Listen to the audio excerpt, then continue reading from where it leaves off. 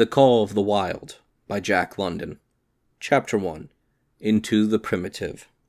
Buck did not read the newspapers, or he would have known that trouble was brewing, not alone for himself, but for every Tidewater dog, strong in muscle and with warm, long hair from Puget Sound to San Diego. Because men, groping in the Arctic darkness, had found a yellow metal, and because steamship and transportation companies were booming the find, thousands of men were rushing into the Northland. These men wanted dogs, and the dogs they wanted were heavy dogs, with strong muscles by which to toil, and furry coats to protect them from the frost. Buck lived at a big house in the sun-kissed Santa Clara Valley. Judge Miller's place, it was called. It stood back from the road, half-hidden among the trees, through which glimpses could be caught of the wide, cool veranda that ran round its four sides. The house was approached by gravelled sideways which wound about through wide-spreading lawns and under the interlacing boughs of tall poplars. At the rear, things were on an even more spacious scale than at the front.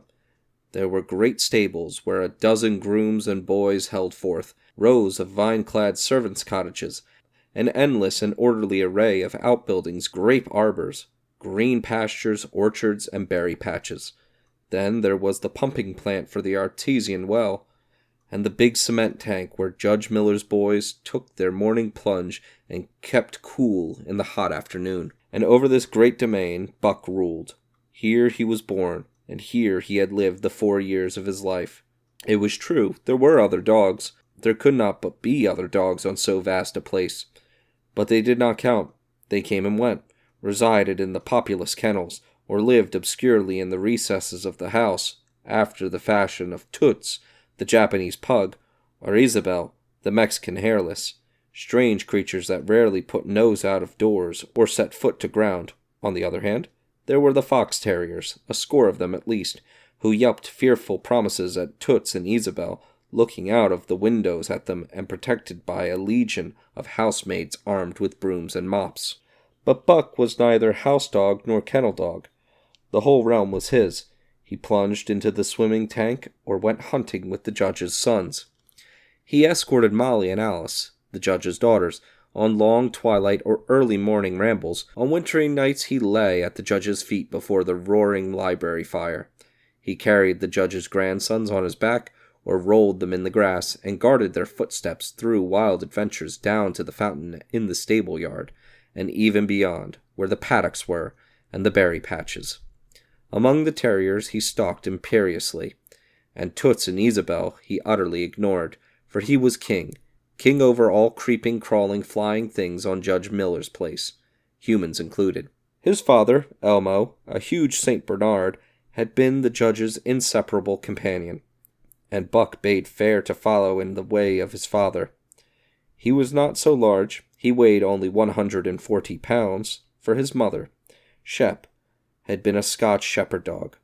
Nevertheless, 140 pounds, to which was added the dignity that comes of good living and universal respect, enabled him to carry himself in right royal fashion. During the 4 years since his puppyhood, he had lived the life of a sated aristocrat. He had a fine pride in himself, was even a trifle egotistical, as country gentlemen sometimes become because of their insular situation. But he had saved himself by not becoming a mere pampered house dog.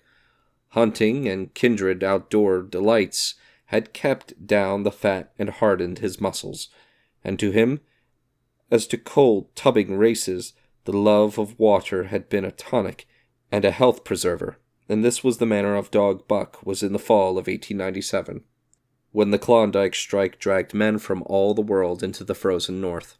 But Buck did not read the newspapers, and he did not know that Manuel, one of the gardener's helpers, was an undesirable acquaintance. Manuel had one besetting sin. He loved to play Chinese lottery. Also in his gambling, he had one besetting weakness, faith in a system, and this made his damnation certain. For to play a system requires money, while the wages of a gardener's helper do not lap over the needs of a judge and numerous progeny. The judge was at a meeting of the Raisin Growers Association, and the boys were busy organizing an athletic club. On the memorable night of Manuel's treachery, no one saw him and Buck go off through the orchard on what Buck imagined was merely a stroll. and with the exception of a solitary man, no one saw them arrive at the little flag station known as College Park. This man talked with Manuel, and money chinked between them. "You might wrap up the goods before you deliver 'em," the stranger said gruffly, and Manuel doubled a piece of stout rope around Buck's neck under the collar. "Twist it and you'll choke 'em plenty," said Manuel, and the stranger grunted a ready affirmative. Buck had accepted the rope with quiet dignity. To be sure, it was not an unwanted performance, but he had learned to trust in men he knew, and to give them credit for a wisdom that outreached his own. But when the ends of the rope were placed in the stranger's hands, he growled menacingly. He had merely intimated his displeasure, in his pride believing that so intimate was to command. But to his surprise, the rope tightened around his neck, shutting off his breath. In quick anger, he sprang at the man, who met him halfway, grappled him close by the throat, and with a deft twist threw him over on his back. Then the rope tightened mercilessly, while Buck struggled in a fury, his tongue lolling out of his mouth, and his great chest panting futilely. Never in all his life had he been so vilely treated, and never in all of his life had he been so angry. But his strength ebbed, his eyes glazed, and he knew nothing when the train was flagged and the two men threw him into the baggage car. The next thing he knew, he was dimly aware that his tongue was hurting, and that he was being jolted along in some kind of conveyance. The hoarse shriek of a locomotive whistling a crossing told him where he was. He had traveled too often with the judge not to know the sensation of riding in a baggage car. He opened his eyes, and into them came the unbridled anger of a kidnapped king. The man sprang for his throat, but Buck was too quick for him.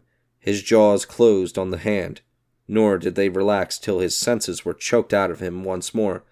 "Yep, has fits," the man said, hiding his mangled hand from the baggageman, who had been attracted by the sounds of a struggle. "I'm taking up for the boss to Frisco. A crack dog doctor there thinks he can cure him."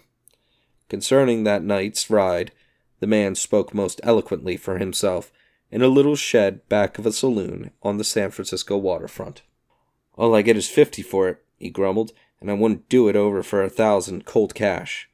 His hand was wrapped in a bloody handkerchief, and the right trouser leg was ripped from knee to ankle. "How much did the other mug get?" the saloon keeper demanded. 100, was the reply. "Wouldn't take a son less, so help me." "That makes 150, the saloon keeper calculated. "And he's worth it, or I'm a squarehead." The kidnapper undid the bloody wrappings, and looked at his lacerated hand. "If I don't get the hydrophobia, it'll be because you was born to hang," laughed the saloon keeper. "Here, lend me a hand before you pull your freight," he added. Dazed, suffering intolerable pain from throat and tongue, with the life half throttled out of him, Buck attempted to face his tormentors. But he was thrown down and choked repeatedly, till they succeeded in filing the heavy brass collar from off his neck. Then the rope was removed, and he was flung into a cage-like crate. There he lay for the remainder of the weary night, nursing his wrath and wounded pride. He could not understand what it all meant. What did they want with him, these strange men? Why were they keeping him pent up in this narrow cage? He did not know why, but he felt oppressed by the vague sense of impending calamity. Several times during the night he sprang to his feet when the shed door rattled open, expecting to see the judge, or the boys at least, but each time it was the bulging face of the saloon keeper that peered in at him by the sickly light of a tallow candle, and each time the joyful bark that trembled in Buck's throat was twisted into a savage growl. But the saloon keeper let him alone, and in the morning 4 men entered and picked up the crate.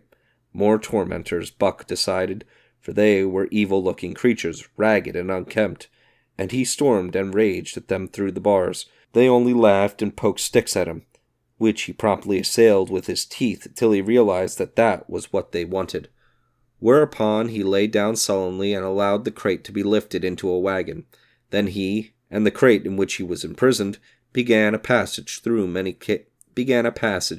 hands. Clerks in the express office took charge of him.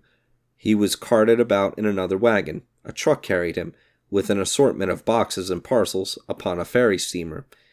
He was trucked off the steamer into a great railway depot, and finally he was deposited in an express car.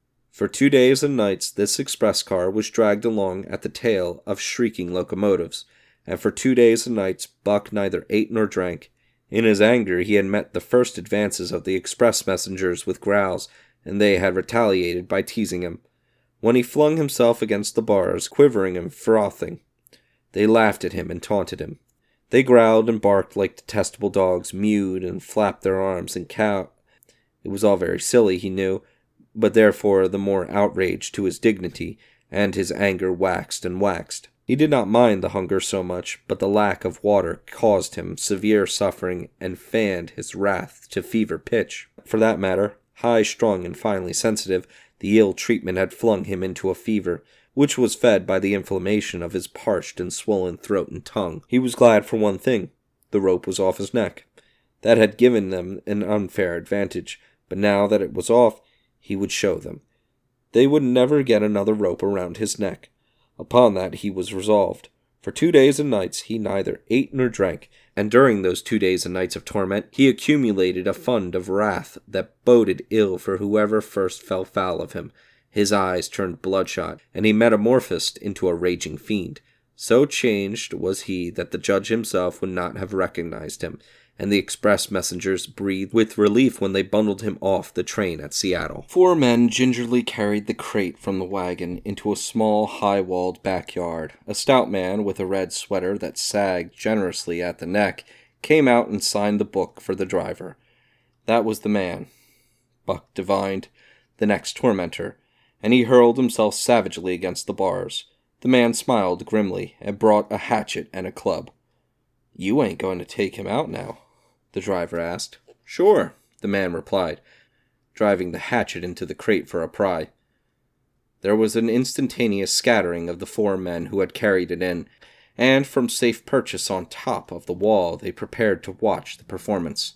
Buck rushed at the splintering wood, sinking his teeth into it, surging and wrestling with it. Wherever the hatchet fell on the outside, he was there, on the inside, snarling and growling, as furiously anxious to get out as the man in the red sweater was calmly intent on getting him out.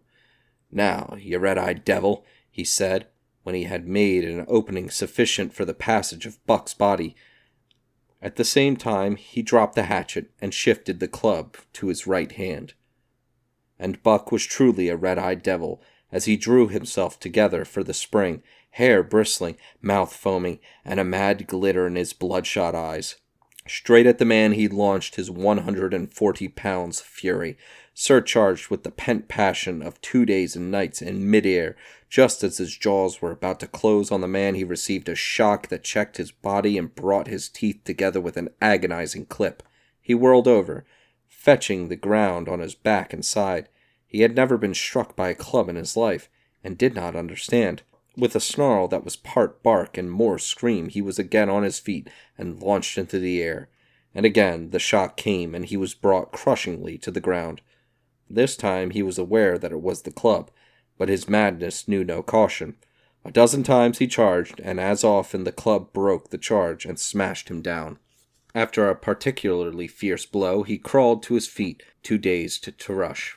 He staggered limply about, the blood flowing from nose and mouth and ears, his beautiful coat sprayed and flecked with bloody slaver. Then the man advanced and deliberately dealt him a frightful blow on the nose. All the pain he had endured was as nothing compared with the exquisite agony of this. With a roar that was almost lion-like in its ferocity, he again hurled himself at the man, but the man, shifting the club from right to left, coolly caught him by the underjaw, at the same time wrenching downward and backward. Buck described a complete circle in the air, and half of another, then crashed to the ground on his head and chest. For the last time he rushed. The man struck the shrewd blow he had purposely withheld for so long, and Buck crumpled up and went down, knocked utterly senseless. "He's no slouch at dog-breaking, that's what I say," one of the men on the wall cried enthusiastically. "Druther break cases any day, and twice on Sundays," was the reply of the driver, as he climbed on the wagon and started the horses. Buck's senses came back to him, but not his strength. He lay where he had fallen, and from there he watched the man in the red sweater. "Answers to the name of Buck," the man soliloquized. quoting from the saloon keeper's letter which had announced the consignment of the crate and contents. "Well, Buck, my boy," he went on in a genial voice, "we've had our little ruction, and the best thing we can do is to let it go at that. You've learned your place, and I know mine. Be a good dog, and all go well. And the goose hang high. Be a bad dog, and I'll whale the stuffing out of you. Understand?" As he spoke, he fearlessly patted the head he had so mercilessly pounded, and though Buck's hair involuntarily bristled at the touch of the hand, he endured it without protest. When the man brought him water, he drank eagerly, and later bolted a generous meal of raw meat, chunk by chunk, from the man's hand. He was beaten, he knew that, but he was not broken. He saw, once for all, that he stood no chance against a man with a club. He had learned a lesson, and in all his afterlife he never forgot it. The club was a revelation. It was his introduction to the reign of primitive law, and he met the introduction halfway. The facts of life took on a fiercer aspect, and while he faced the aspect uncowed, he faced it with all the latent cunning of his nature aroused. As days went by, other dogs came, in crates and at the ends of ropes, some docilely, and some raging and roaring as he had come. And, one and all, he watched them pass under the dominion of the man in the red sweater. Again and again, as he looked at each brutal performance, the lesson was driven home to Buck. A man with a club was a lawgiver, a master to be obeyed, though not necessarily conciliated.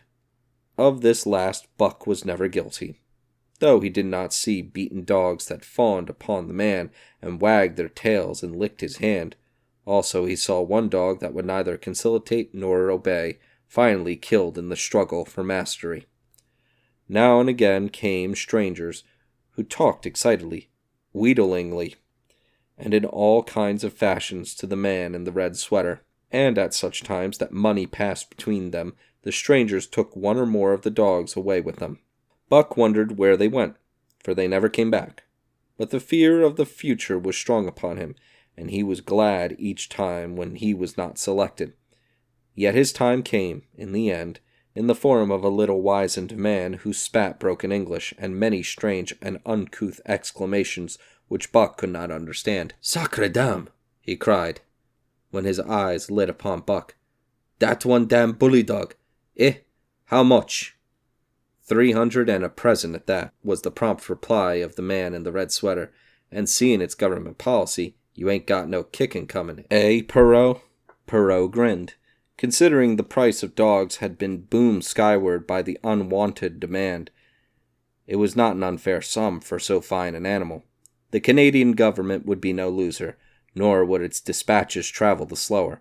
Perot knew dogs, and when he looked at Buck, he knew that he was 1 in 1,000. 1 in 10,000, he commented mentally. Buck saw money pass between them, and was not surprised when Curly, a good-natured Newfoundland, and he were led away by the little wizened man. That was the last he saw of the man in the red sweater, and as Curly and he looked at receding Seattle from the deck of the narwhal, it was the last he saw of the warm Southland. Curly and he were taken below by Perot and turned over to a black-faced giant called Francois. Perot was a French-Canadian, and swarthy, but Francois was a French-Canadian half-breed, and twice as swarthy. They were a new kind of men to Buck, of which he was destined to see many more, and while he developed no affection for them, he none the less grew honestly to respect them. He speedily learned that Perot and Francois were fair men, calm and impartial in administering justice, and too wise in the way of dogs to be fooled by dogs. In the 'tween decks of the narwhal, Buck and Curly joined 2 other dogs. One of them was a big snow-white fellow from Spitzenberg, who had been brought away by a whaling captain, and who had later accompanied a geological survey in the Barrens. He was friendly, in a treacherous sort of way, smiling into one's face the while he meditated some underhand trick, as, for instance, when he stole from Buck's food at the first meal. As Buck sprang to punish him, the lash of Francois's whip sang through the air, reaching the culprit fist, and nothing remained to Buck but to recover the bone. That was fair of Francois, he decided, and the half-breed began his rise in Buck's estimation. The other dog made no advances, nor received any, Also, he did not attempt to steal from the newcomers. He was a gloomy, morose fellow, and he showed Curly plainly that all he desired was to be left alone, and further, that there would be trouble if he were not left alone.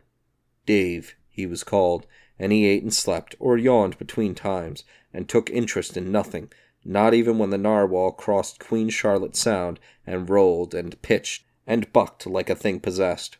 When Buck and Curly grew excited, half wild with fear, he raised his head as though annoyed, favored them with an incurious glance, yawned, and went to sleep again. Day and night the ship throbbed to the tireless pulse of the poacher, and though one day was very like another, it was apparent to Buck that the weather was steadily growing colder. At last, one morning, the propeller was quiet, and the narwhal was pervaded with an atmosphere of excitement. He felt it, as did the other dogs, and knew that a change was at hand. Francois leashed them and brought them on deck. At the first step upon the cold surface, Buck's feet sank into a white mushy something very like mud. He sprang back with a snort. More of this white stuff was falling through the air. He shook himself, but more of it fell upon him. He sniffed it curiously, then licked some up on his tongue. It bit like fire, and for the next instant was gone. This puzzled him. He tried it again, with the same result. The onlookers laughed uproariously, and he felt ashamed. He knew not why, for it was his first snow. The Call of the Wild, by Jack London. The Law of Club and Fang. Buck's first day on the Dia beach was like a nightmare. Every hour was filled with shock and surprise. He had been suddenly jerked from the heart of civilization and flung into the heart of things primordial. No lazy, sun-kissed life was this, with nothing to do but loaf and be bored. Here was neither peace, nor rest, nor a moment's safety. All was confusion and action, and every moment life and limb were in peril. There was imperative need to be constantly alert, for these dogs and men were not town dogs and men. They were savages, all of them, who knew no law but the law of club and fang. He had never seen dogs fight as these wolfish creatures fought, and his first experience taught him an unforgettable lesson. It is true, it was a vicarious experience, else he would not have lived to profit by it. Curly was the victim. They were camped near the log store, where she, in her friendly way, made advances to a husky dog the size of a full-grown wolf. Though not half so large as she, there was no warning, only a leap in like a flash, a metallic clip of teeth, a leap out equally swift, and Curly's face was ripped open from eye to jaw. It was the wolf manner of fighting, to strike and leap away, but there was more to it than this. 30 or 40 huskies ran to the spot and surrounded the combatants in an intent and silent circle. Buck did not comprehend that silent intentness, nor the eager way with which they were licking their chops. Curly rushed her antagonist, who struck against and leaped aside. He met her next rush with his chest, in a peculiar fashion that tumbled her off her feet. She never regained them. This was what the onlooking huskies had waited for. They closed in upon her, snarling and yelping, and she was buried, screaming with agony, beneath the bristling mass of bodies. So sudden was it, and so unexpected, that Buck was taken aback. He saw Spitz run out his scarlet tongue in a way he had of laughing, and he saw Francois, swinging an axe, spring into the mess of dogs. 3 men with clubs were helping him to scatter them. It did not take long.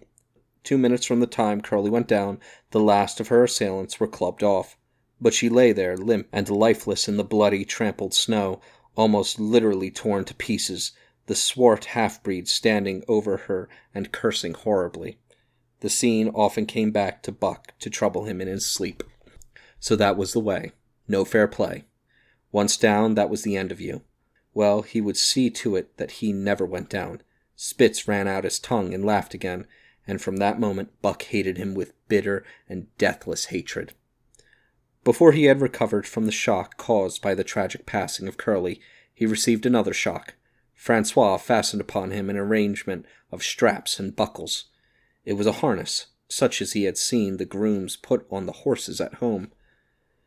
And as he had seen horses work, so he was set to work, hauling Francois on a sled to the forest that fringed the valley, and returning with a load of firewood. Though his dignity was sorely hurt by thus being made a draft animal, he was too wise to rebel. he buckled down with a will, and did his best, though it was all new and strange. Francois was stern, demanding instant obedience, and by virtue of his whip receiving instant obedience, while Dave, who was an experienced wheeler, nipped Buck's hindquarters whenever he was in error. Spitz was the leader, likewise experienced, and while he could not always get at Buck, he growled sharp reproof now and again, or cunningly threw his weight in the traces to jerk Buck into the way he should go. Buck learned easily, and under the combined tuition of his two mates and Francois, made remarkable progress. Ere they returned to camp he knew enough to stop at "ho," to go ahead at "mush," to swing wide on the bends, and to keep clear of the wheeler when the loaded sledge shot downhill at their heels. "Très ver, good dogs," Francois told Perrault. "That Buck, him pull like hell. I teach him quick as anything." By afternoon, Perrault, who was in a hurry to be on the trail with his dispatches, returned with two more dogs, Billy and Joe, he called them, two brothers and true huskies both. Sons of the one mother though they were as different as day and night. Billy's one fault was his excessive good nature, while Joe was the very opposite, sour and introspective, with a perpetual snarl and a malignant eye. Buck received them in comradely fashion. Dave ignored them, while Spitz proceeded to thrash first one and then the other. Billy wagged his tail appeasingly, turned to run when he saw that appeasement was of no avail, and cried, still appeasingly, when Spitz's sharp teeth scored his flank. But no matter how Spitz circled, Joe whirled around on his heels to face him. Mane bristling, ears laid back, lips writhing and snarling, jaws clipping together as fast as he could snap, and eyes diabolically gleaming, the incarnation of belligerent fear. So terrible was his appearance that Spitz was forced to forego disciplining him. But to cover his own discomfiture, he turned upon the inoffensive and wailing Billy and drove him to the confines of the camp. By evening, Perrault secured another dog, an old husky, long and lean and gaunt, with a battle-scarred face and a single eye which flashed a warning of prowess that commanded respect. He was called Solex, which means the angry one. Like Dave, he asked nothing, gave nothing, expected nothing, and when he marched slowly and deliberately into their midst, even Spitz left him alone. He had one peculiarity which Buck was unlucky enough to discover. He did not like to be approached on his blind side. Of this offense Buck was unwittingly guilty, and the first knowledge he had of his indiscretion was when Solex whirled upon him and slashed his shoulder to the bone for 3 inches up and down. Forever after, Buck avoided his blind eye, and to the last of their comradeship had no more trouble. His only apparent ambition, like Dave's, was to be left alone, though, as Buck was afterward to learn, each of them possessed one other and even more vital ambition. That night Buck faced the great problem of sleeping. The tent, illumined by a candle, glowed warmly in the midst of the white plain, and when he, as a matter of course, entered it, both Perrault and Francois bombarded him with curses and cooking utensils, till he recovered from his consternation and fled ignominiously into the outer cold. A chill wind was blowing that nipped him sharply and bit with especial venom into his wounded shoulder. He lay down on the snow and attempted to sleep, but the frost soon drove him shivering to his feet. Miserable and disconsolate, he wandered about among the many tents, only to find that one place was as cold as another. Here and there savage dogs rushed upon him, but he bristled his neck hair and snarled, for he was learning fast, and they let him go his way unmolested. Finally an idea came to him. He would return and see how his own teammates were making out. To his astonishment, they had disappeared. Again he wandered about through the great camp, looking for them, and again he returned. Were they in the tent? No, that could not be, else he would not have been driven out. Then where could they possibly be? With drooping tail and shivering body, very forlorn indeed, he aimlessly circled the tent. Suddenly the snow gave way beneath his forelegs, and he sank down. Something wriggled underneath his feet. He sprang back, bristling and snarling, fearful of the unseen and unknown, but a friendly little yelp reassured him, and he went back to investigate. A whiff of warm air ascended to his nostrils, and there, curled up underneath the snow in a snug ball, lay Billy, He whined placatingly, squirmed and wriggled to show his good will and intentions, and even ventured, as a bribe for peace, to lick Buck's face with his warm, wet tongue. Another lesson. So that was the way they did it, hey? Buck confidently selected a spot, and with much fuss and waste effort proceeded to dig a hole for himself. In a trice, the heat from his body filled the confined space, and he was asleep. The day had been long and arduous, and he slept soundly and comfortably, though he growled and barked and wrestled with bad dreams.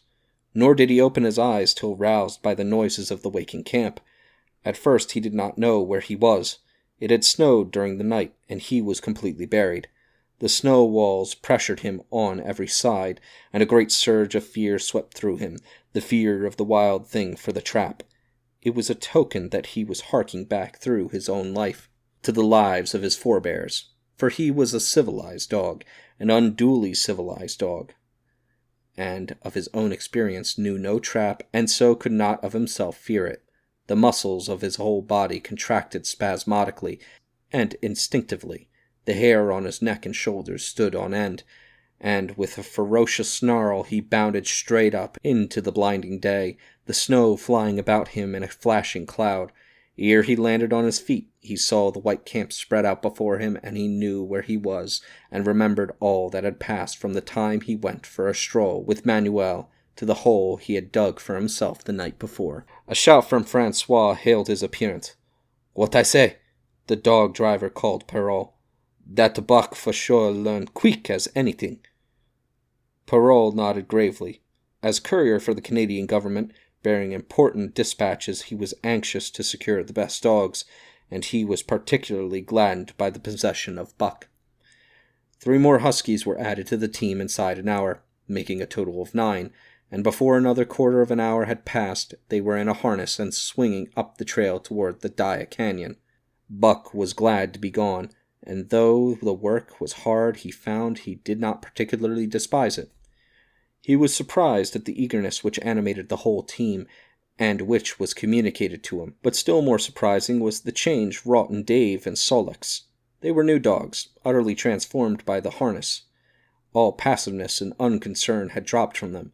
They were alert and active, anxious that the work should go well, and fiercely irritable with whatever, by delay or confusion, retarded that work.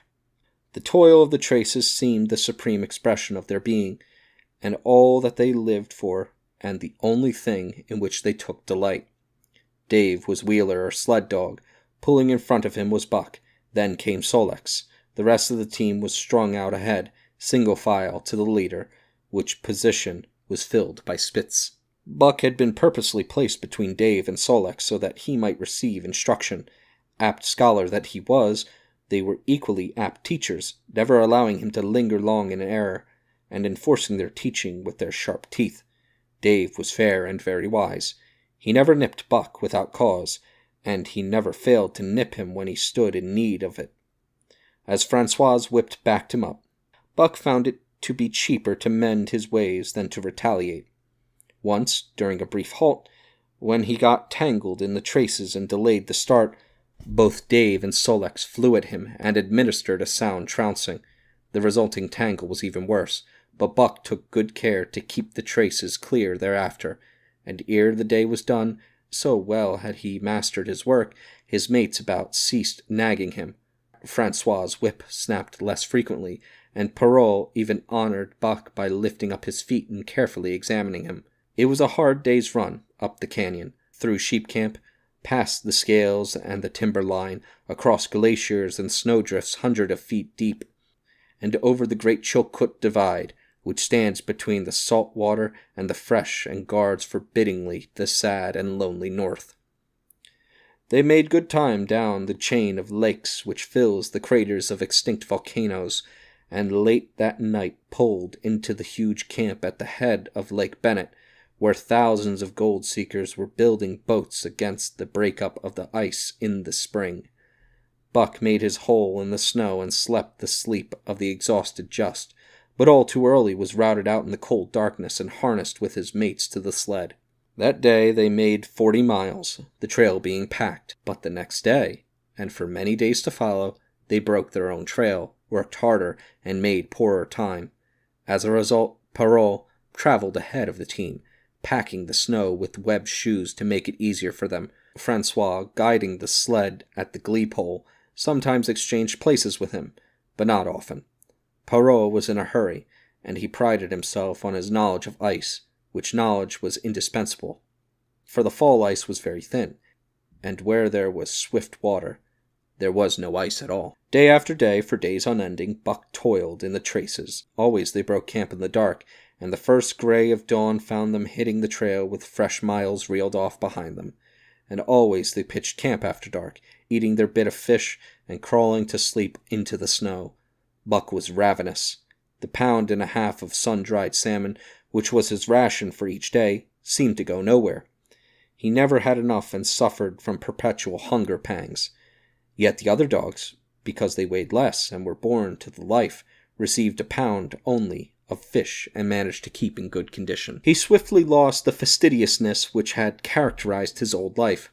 A dainty eater, he found that his mates, finishing first, robbed him of his unfinished ration. There was no defending it.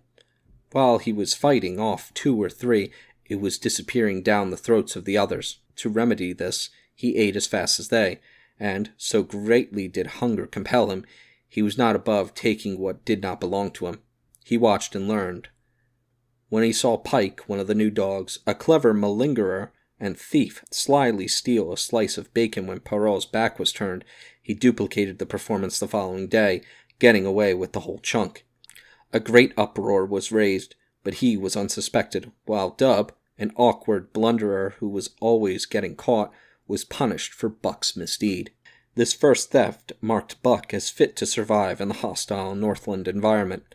It marked his adaptability, his capacity to adjust himself to changing conditions, the lack of which would have meant swift and terrible death. It marked further the decay or going to pieces of his moral nature, a vain thing and a handicap in the ruthless struggle for existence. It was all well enough in the Southland, under the law of love and fellowship, to respect private property and personal feelings, but in the Northland, under the law of club and fang, whoso took such things into account was a fool, and in so far as he observed them he would fail to prosper. Not that Buck reasoned it out. He was fit, that was all, and unconscious he accommodated himself to the new mode of life. All his days, no matter what the odds, he had never run from a fight. But the club of the man in the red sweater had beaten into him a more fundamental and primitive code. Civilized, he could have died for a moral consideration, say the defense of Judge Miller's riding whip, but the completeness of his de-civilization was now evidenced by his ability to flee from the defense of a moral consideration, and so save his hide. He did not steal for joy of it, but because of the clamor of his stomach. He did not rob openly, but stole secretly and cunningly, out of respect for club and fang.